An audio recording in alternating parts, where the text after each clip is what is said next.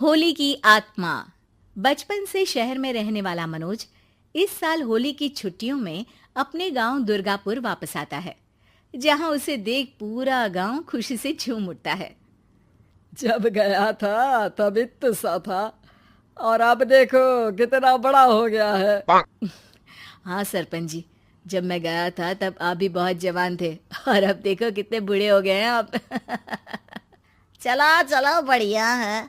बच्चा घर वापस आ गया। इसी खुशी में आज रात पार्टी होगी। क्या बात है, गांव में भी पार्टियां होने लगी। वैसे अगर पार्टी की बात है तो आज क्यों सीधा होली पार्टी करते हैं। होली पार्टी की बात सुन चहल पहल में अचानक सन्नाटा छा जाता है, जिसे देख मनोज को कुछ अजीब लगता है, लेकिन तभी सरपंच बात पलट देता है।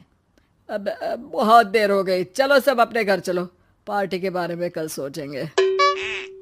मनोज भी मम्मी पापा के साथ घर आ जाता है, पर होली पार्टी और उस पर पूरे गांव की खामोशी वाली बात अभी तक उसके जहन से निकलती नहीं। पापा, होली पार्टी की बात पर सब चुप क्यों हो गए थे। अरे होगी उनकी कोई अपनी बात।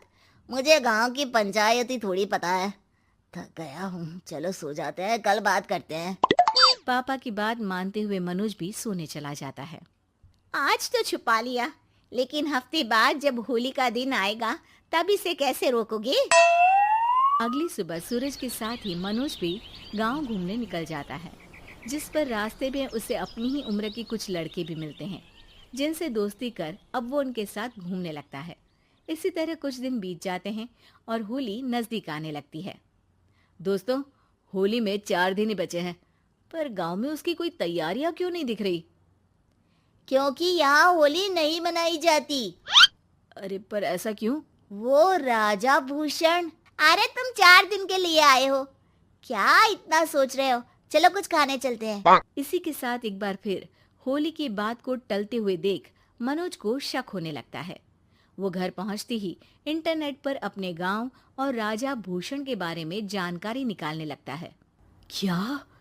मुझे आज तक ये नहीं पता था। ऐसा कैसे? किसी ने मुझे कुछ बताया क्यों नहीं?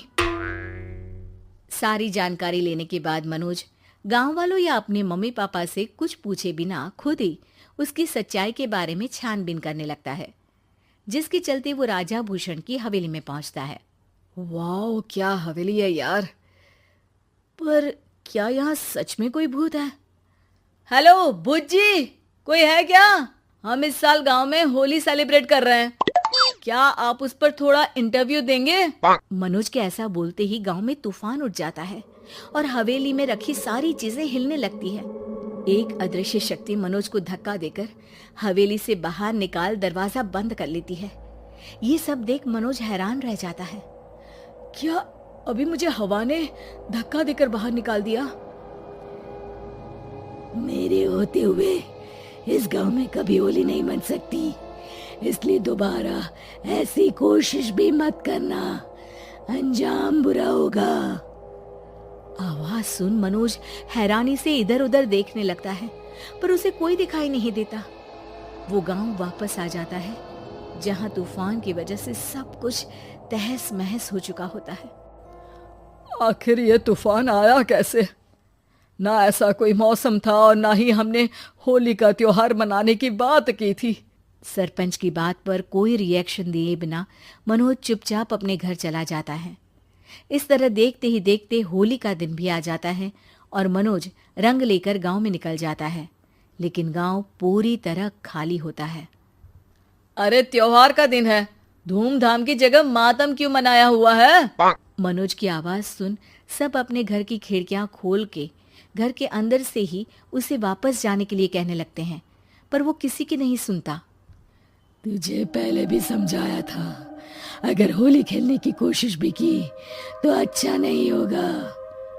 अरे बात मान लो बेटा, तुम्हें सच नहीं पता। मुझे सब पता है। सालों पहले इस राजा ने एक अंधविश्वास फैलाया और आप लोग आज तक उसे मानते आ रहे हो। अरे बेटा, जब तुम पैदा भी नहीं हुए थे उससे भी बहुत पहले से इस गांव पर होली का श्राप है। अगर गांव में होली का त्योहार मनाया जाता है तो प्रलय आना पक्की बात होती है। राजा भूषण इस सब में नहीं मानते थे और त्योहार मनाने लगे, जिसके चलते होली वाले ही दिन पहले उनके बेटे की और फिर उनकी मृत्यु हो गई। तभी से गांव की रक्षा के लिए उनकी आत्मा उस हवेली में रह रही है। सबकी बातें सुन मनोज उलझन में पड़ जाता है। सोचना भी मत मनोज, अगर तुमने इस परंपरा को तोड़ने की कोशिश भी की तो उसका परिणाम इस गांव और गांव के लोगों के लिए अच्छा नहीं होगा। मुझे भी यकीन नहीं हो रहा कि आप लोग एक बेतुकी बात को मानकर सालों से रंगों के त्योहार को मातम की तरह मनाते आ रहे हो। मनोज किसी की कोई बात ना मानते हुए पूरे गांव में रंग बिखेर देता है, जिसके तुरंत बाद वहां तूफान के साथ बिजलियां गरजने लगती है। अचानक मौसम में ऐसा बदलाव देख जहां मनोज कंफ्यूजन में आ जाता है, वहीं गांव वाले डर से सहम जाते हैं।